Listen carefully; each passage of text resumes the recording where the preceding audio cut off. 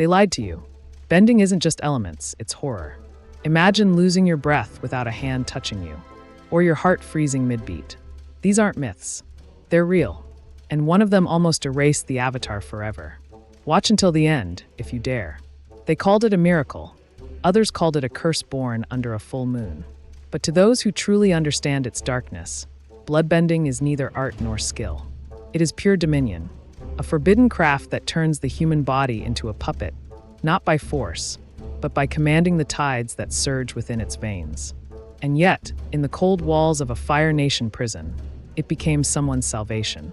Hama, an elderly woman with pain pressed deep into her spine, carved freedom from her cell not with picks or fire, but with mastery over the very essence of life inside her jailers. On the night of a full moon, she twisted their limbs as if they were marionettes. Her discovery would become legend, and then eventually law. For what she birthed, Republic City would later criminalize. But monsters don't vanish when you outlaw the dark, they adapt. Yakwon didn't need moonlight. Neither did his son. They could bend blood without gesture, without movement. They could do it with a thought. It was called psychic bloodbending, and it was terrifying. Yakwon subdued entire courtrooms with a flicker of his mind. No incantations, no dance, just silence and paralysis. Aang, the Avatar, would have perished in that silence had the Avatar state not awakened. Then came Noatak, the man the world would come to fear as Amon. If Yakwon bent bodies, Amon shattered destinies. He stripped benders of their power, not figuratively, literally. Gone. Water, fire, earth, air. He erased them with a gesture, a trick of bloodbending refined into some apocalyptic mutation. Not even Katara, the great healer, the woman who reversed lightning death, could undo it. The only thing stronger? Energy bending. And only two beings were known to wield it, the Avatar and the ancient lion turtles. But blood is only one stream of water's cruelty and mercy. Healing, the kinder twin of bloodbending, draws from the same well but drinks more gently. It manipulates the currents of energy inside a body, rerouting flow to mend wounds, knit flesh. Yet healing isn't limitless. It can't reach into shattered souls or erased bending. Katara once wielded sacred spirit water, from the oasis in the North Pole, to bring Aang back from death's door. Even then, some things remained untouched.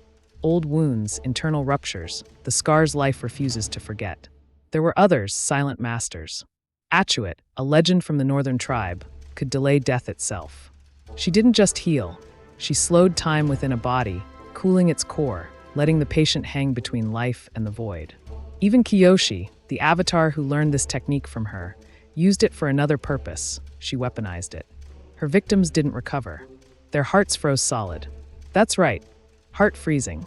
Not metaphor, not poetry.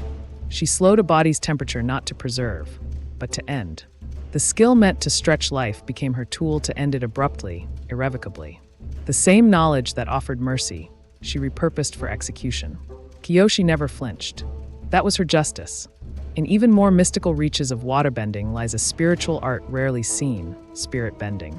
It seeks to cleanse corrupted spirits, bathing them in restorative light, transforming rage into peace. But just as water heals, it can also drown. Spirit bending has a dark sibling, corruption. It can invert balance, take serenity and twist it into chaos. Analek wielded this perverted form, dragging harmony into madness, turning tranquil spirits into raging beasts. And before Korra or Analek, there was Makatuk, the forgotten pioneer of this sacred ability. He walked with spirits long before the Avatar's era turned to metal. But if water is fluid and spiritual, Earth is brutal, direct, and immovable. Yet even it evolves. There was a time when metal was untouchable. The purest forms, iron, steel, chains, were thought to be outside the grasp of benders, until a blind girl proved otherwise. Toph Beifong, trapped in a metal cage, felt the impurities vibrating in the alloy. She bent them, twisted the prison into her escape. Thus, metal bending was born. Metal bending requires focus, sensitivity, and connection to the unseen traces of Earth hidden inside the metal. But one element resisted: platinum. Too pure, too clean. Toph couldn't bend it, nor could her students. But what Toph built changed the world.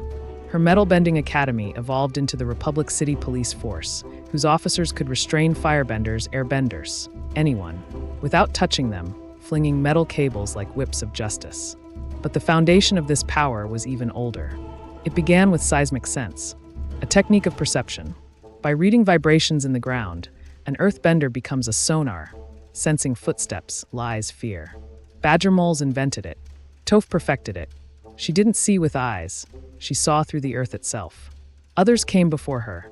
Jianzhu, loyal companion of Avatar Kuruk. Yun, the betrayer of Kyoshi. Their use of seismic sense shaped destinies and disasters. But no earthbending subskill is more elemental, more apocalyptic than lava bending. It was once thought impossible, something only avatars could achieve by merging earth and fire. But that myth cracked. Ghazan proved it wrong by melting walls in Ba Sing Se that no army had breached in 100 years. Bolin, once thought only a comic relief, unlocked it within himself and reshaped battlegrounds. Lava bending is not fire. It's not earth. It's rage turned liquid. It's destruction that flows. Then came sand bending, often overlooked, used by desert nomads to glide across dunes and manipulate grains like waves. Easy to learn, hard to perfect. It lacks the density of rock, the control of metal, but it grants mobility no mountain can offer. And then, obscured by myth and silence, we reach the rarest, glass bending. You won't see it in scrolls or temples. You won't see it in tournaments. You'll see it only in moments of instinct. When Avatar Kyoshi was pierced by a shard of glass, her body responded not with panic, but precision. She bent it out not with force, but with knowledge. Because glass is sand and sand is earth. So why then has no other bender replicated it? Is it taboo? Is it forgotten? Or does it require a pain so precise, only someone like Kyoshi could unlock it? And that leads us to air bending, where even silence can become a weapon. But let's save that breath for another time. There are benders who command the elements, and then there are benders who transcend them. Some say Guru Legima became weightless not by force, but by surrender, by releasing his final attachment to the mortal coil. When he drifted into the sky without a glider, he wasn't defying gravity. He was surrendering to it. True flight, not powered by wings or tricks of air currents, but by spiritual detachment. It was once thought to be the province of beasts, sky bison and ancient air lion turtles. Then centuries passed. The myth fossilized, until Zahir mourned. He lost Ply, the last thread anchoring him to the world. And in that moment of anguish, his spirit shattered, shattering, too, the laws that once bound him to the earth. He rose. No glider, no chance, just grief and air. But even that isn't the rarest whisper in the airbender's legacy. That distinction belongs to something far more eerie, sound bending. A storm screamed from the throat of Avatar Yongchen on a beach no longer marked on maps. Her voice, once raised in anguish after a failed mission, tore channels into the sea. It was said her scream could split silence like glass and deafen soldiers hiding behind mountains. One companion who heard it tried to cover his ears. It didn't help. He never heard again. But why did Yongchen never use this gift in war? Perhaps the monk inside her still remembered peace. Not all of her secrets were screams. She also knew how to take breath itself. Suffocation, the gentler-sounding horror, is one of airbending's deadliest tricks. Yongchen wielded it with restraint, removing air, not to unalive, but to subdue. Her enemies would gasp, stagger, black out, but always wake. Zahir did not offer that courtesy. He didn't remove air from a room. He stole it from the lungs, pulling oxygen from mouth and nose, locking it inside a tight globe of vacuum until there was only silence. Permanent silence. He ended the life of the Earth Queen with that technique, without lifting a blade or finger. But air doesn't only unalive. It wanders, and so do those who wield it. There is a rare skill called spiritual projection, where the bender leaves their body behind and sends their consciousness adrift, through walls, oceans, even spirit realms. Jinora, daughter of Tenzin, used it to find Kai when he was taken by the Dai Li. And long before her, during Kyoshi's age, a young monk named Mongol walked the spirit-worn paths of the Northern Temple, solving crises by sensing unrest in the unseen world. The air is not always silent. It sings, it kills, it travels. And sometimes it screams. Then there is fire, the element of ambition, fury, and brilliance. Where others wield fire, Azula commanded it. Her flames didn't burn orange. They burned blue. It wasn't just for show. Blue fire is hotter, more unstable, more refined and deadly. Avatar Roku once summoned blue fire in a spirit-boosted cave, and even Sozin joined him in that brief moment of enhanced bending. But Azula? She did it casually, on the battlefield. As a teenager, yet above blue fire is a legend even hotter, iridescent dragon flame. The dragons, the original masters, breathed it, rainbow fire, elegant and cataclysmic. Aang and Zuko witnessed it when they sought ancient knowledge. Roku once channeled it, though the price was steep. His hands burned, the cave crumbled. In one scene, Zuko seemed to summon it in a protective burst, though whether it was real or mere artistic metaphor remains unknown. But fire is not just about brilliance, it is also about precision.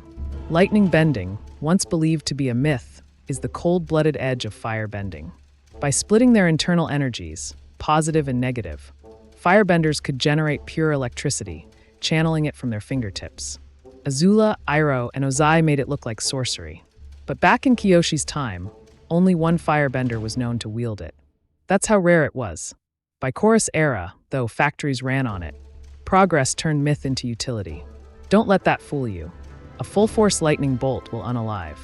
Aang barely survived one, and only because Katara resurrected him with sacred spirit water. Lightning is silent, quick, and indifferent. It's a blade made of thunder. But there is one fire skill that defies even logic: combustion bending. No hands, no flames, just a mind tuned into devastation. Combustion benders channel exert force through a focused beam of heat fired from a third eye tattoo. The result? Rock faces leveled, rivers boiled dry, precision incineration. Ply and the mysterious combustion man both wielded this terrifying gift. But some were not born to it. They were forged. In Yangchen's era, a secret program called Unanimity tried to create living explosive.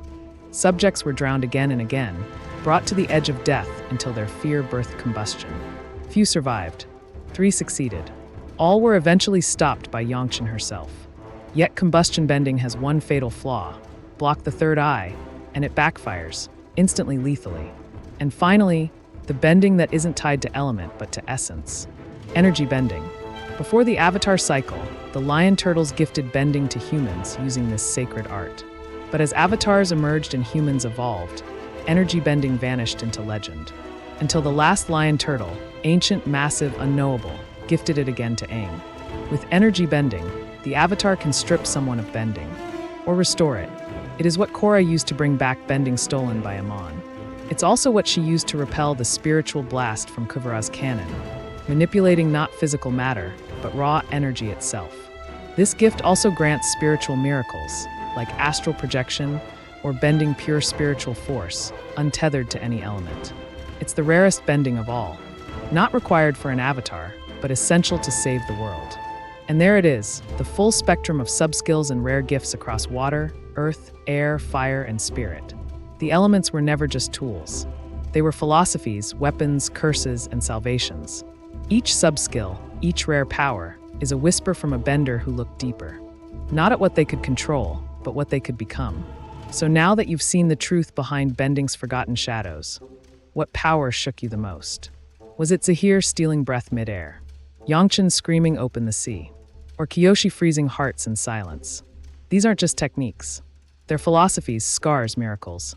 Drop your thoughts in the comments. If you could master one forbidden art, which would it be? And if you crave more secrets buried in the bones of the four nations, subscribe now. Because the next story might not be about who bends the elements, but who dares to bend destiny itself.